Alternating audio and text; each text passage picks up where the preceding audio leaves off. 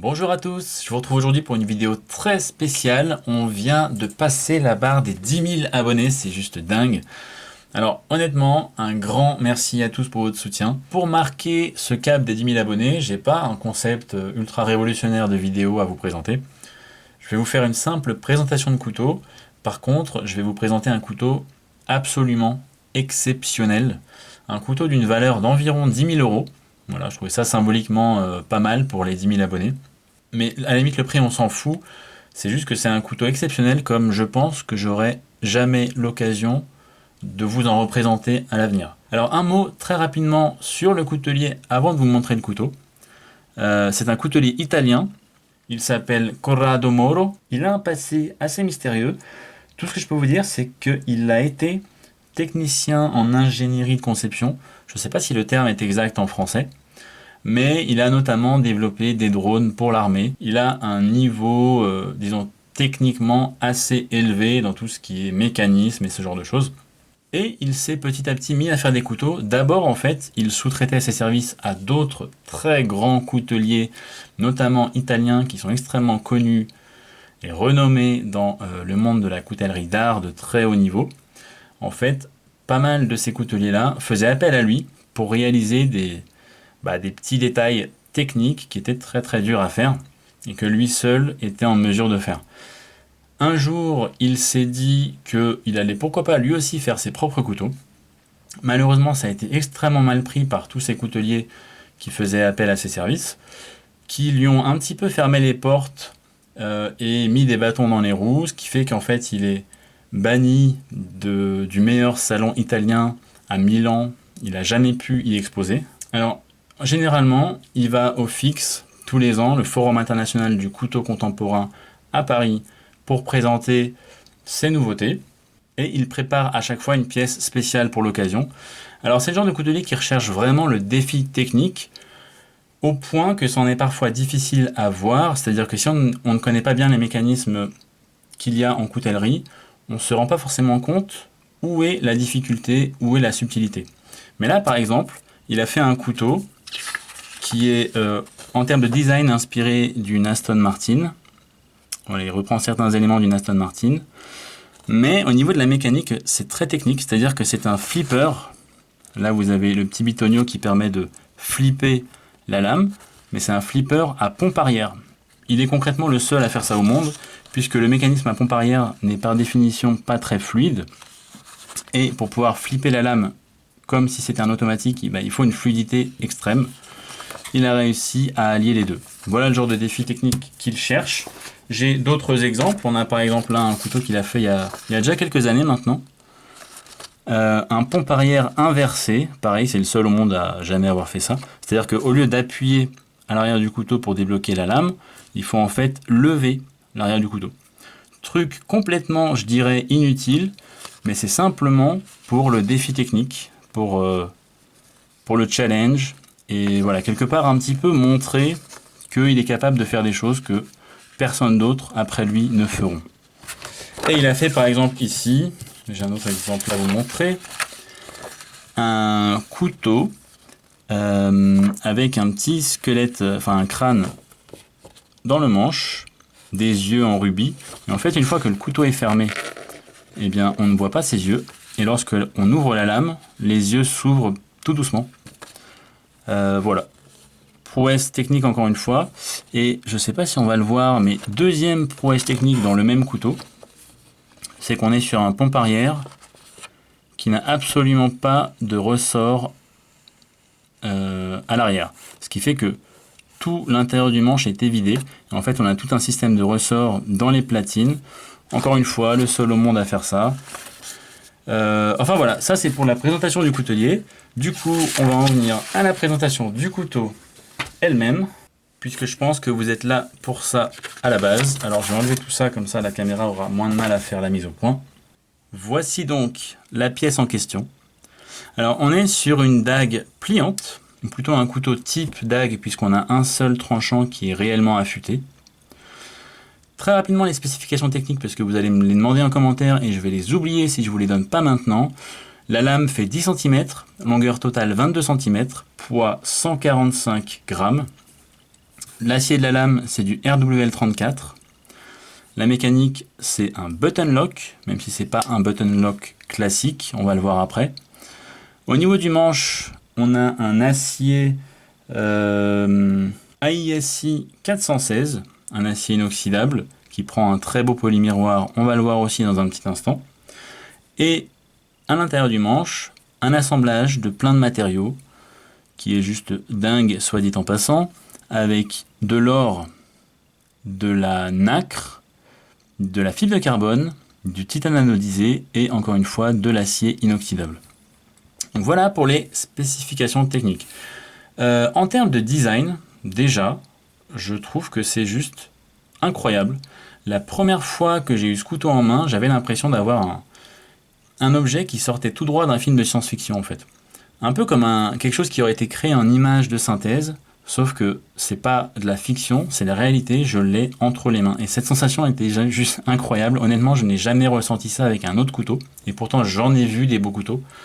Quand j'ai pris ce couteau en main, il m'a vraiment coupé le souffle. Après, on aime ou on n'aime pas, mais je pense que tout le monde va être d'accord pour dire que c'est assez impressionnant. On a un assemblage de matériaux très improbable, et il a toujours fait ça depuis qu'il fait des couteaux. C'est-à-dire des matériaux modernes comme de la fibre de carbone et du titane anodisé bleu, avec des matériaux traditionnels comme l'or et la nacre.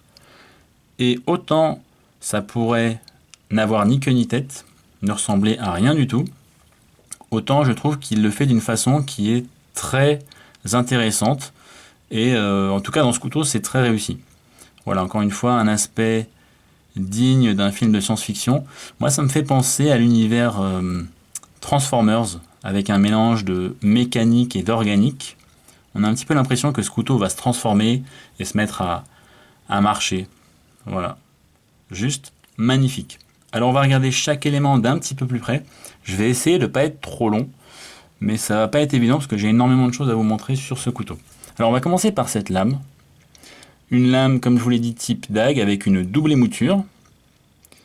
Et la petite prouesse dessus, ce qui est vraiment magnifique, je trouve, c'est cette rainure qu'il y a en plein milieu. Une rainure, c'est pas le seul à faire ça, mais généralement, elles sont arrondies à l'intérieur, parce que c'est extrêmement difficile de creuser la lame comme ça et d'avoir une arête aussi nette.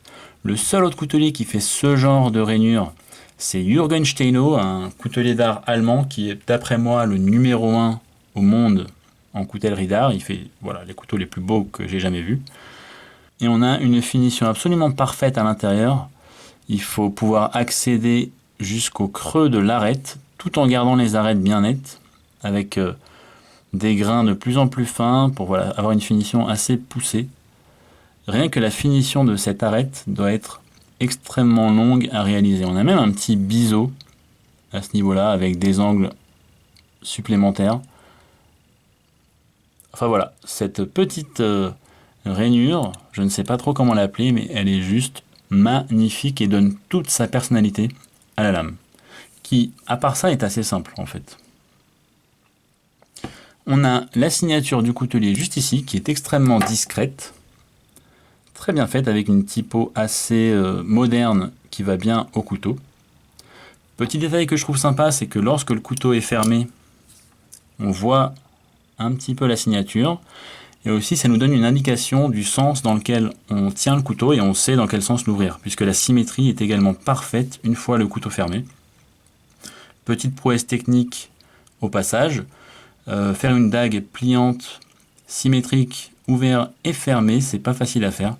Il faut généralement que la lame soit beaucoup plus petite, beaucoup moins large en tout cas que le manche. Du coup, souvent, ça fait quelque chose d'assez disproportionné.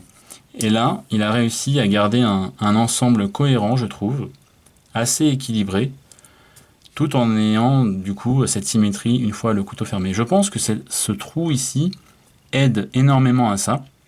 Ça aide à avoir un équilibre visuel. Ça aide également, en termes de poids, à avoir un bon équilibre. On n'a pas du tout un manche trop lourd. Et ça rajoute un petit aspect visuel assez sympa, puisque lorsqu'on ferme le couteau, on a une partie de la lame qui reste visible et qui vient en quelque sorte compléter ce design une fois le couteau fermé. Alors en ce qui concerne le manche, maintenant, je vais zoomer un petit peu, ce sera plus simple pour moi de vous montrer les détails. Il a fait ce manche en deux parties. On peut le voir ici, deux parties qu'il a assemblées à l'aide de ces vis ici. Une partie clairement très, on va dire, artistique, très créative avec tout un assemblage de matériaux. C'est la technique des interframes, interframe en anglais. L'idée c'est d'assembler différents matériaux, de les encastrer en fait dans une plaque en acier. Et on a la partie avant ici qui contient le mécanisme. On va y revenir dans un instant, le mécanisme, mais on va regarder ces petits inserts d'un peu plus près parce que je trouve que c'est absolument magnifique. J'ai essayé de compter tous les éléments qu'il y avait juste dans cette partie-là et on a 42 éléments sans compter les vis. Donc 42 éléments ici, plus 42 de l'autre côté. Ça nous fait, si je sais compter, 84. Rien que dans cette partie du couteau, il y a une quantité de travail incroyable. 84 trous qu'il faut faire dans les plaques en acier. 84 éléments à découper, à ajuster et à finir un par un. Mais c'est juste interminable en fait.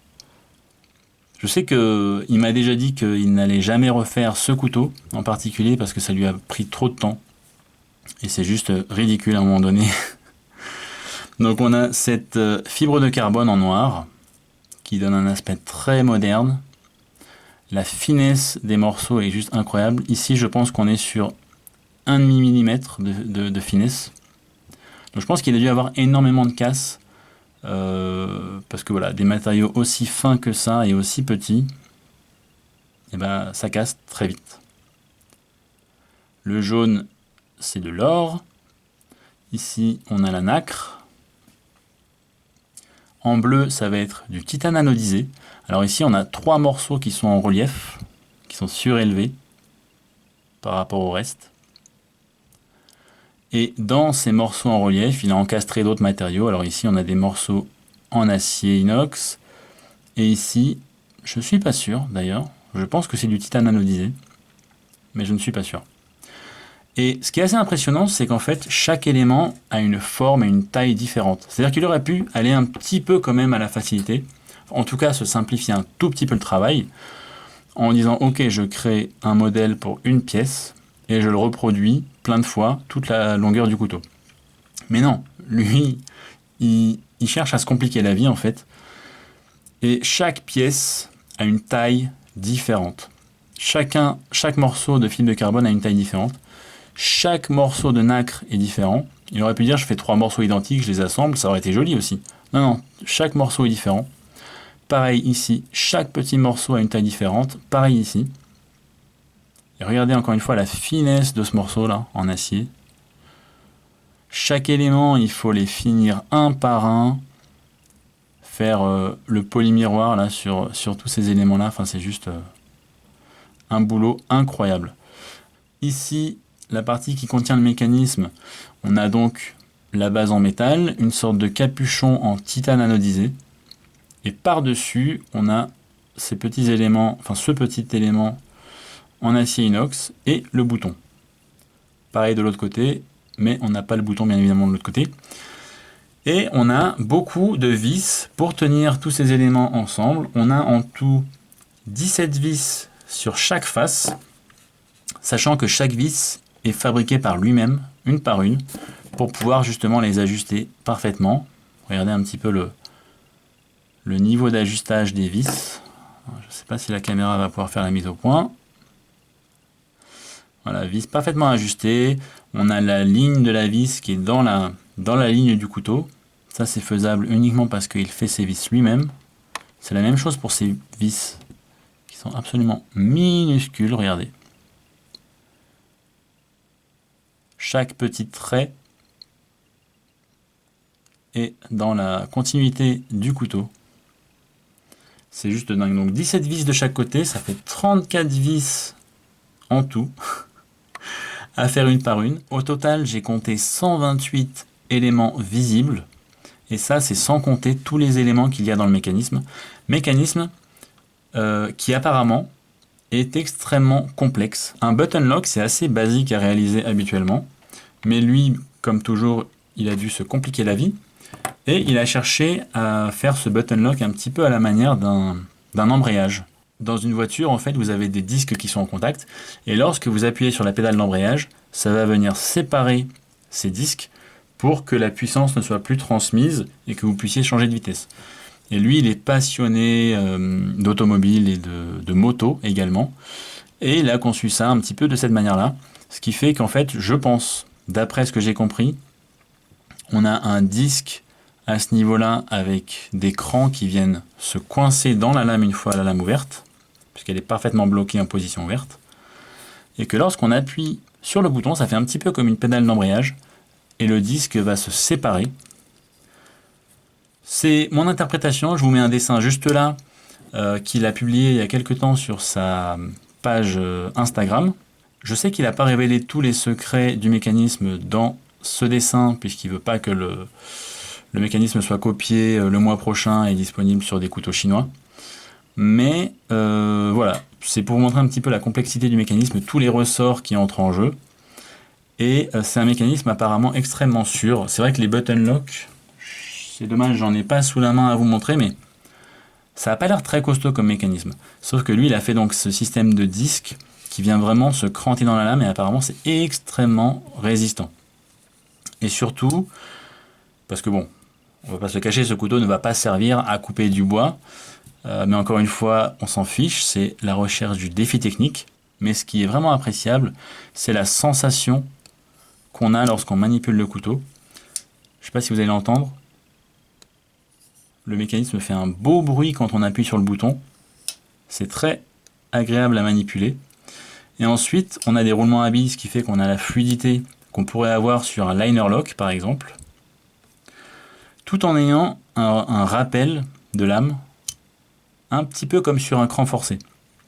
Et voilà, tout ça, ça fait partie de la recherche de Corrado Moro pour avoir une sensation vraiment unique lorsqu'on manipule le couteau. Et c'est là où il va un peu loin dans son délire, c'est que on ne se rend pas forcément compte à quel point c'est complexe de créer un mécanisme comme ça, à moins qu'il nous montre justement l'image en 3D et qu'il nous explique à quel point c'est difficile à faire. Voilà. Pour finir, je vais vous parler de l'ouverture du couteau, que je n'ai pas mentionné encore. On a ces deux petits ergots qui dépassent, puisque la lame est complètement rentrée dans le manche. Ça nous permet simplement d'avoir une petite préhension pour enlever la lame du manche. Et ensuite, on peut l'ouvrir à deux mains comme ça. On peut également l'ouvrir d'une main comme ça. Voilà, après c'est à chacun de faire un petit peu comme il veut. Il aurait pu, je pense, en faire un flipper. Tac, en me donnant un peu plus de fluidité à l'ensemble. Mais c'était pas le but. Je pense que le couteau est fait pour s'ouvrir comme ça. Et c'est vrai que c'est une nouvelle manière d'ouvrir un couteau et ça participe à l'expérience générale. Voilà, j'espère n'avoir rien oublié. J'espère également que cette présentation vous a plu. Et puis sur ce, je vous dis à bientôt dans une prochaine vidéo. Ciao.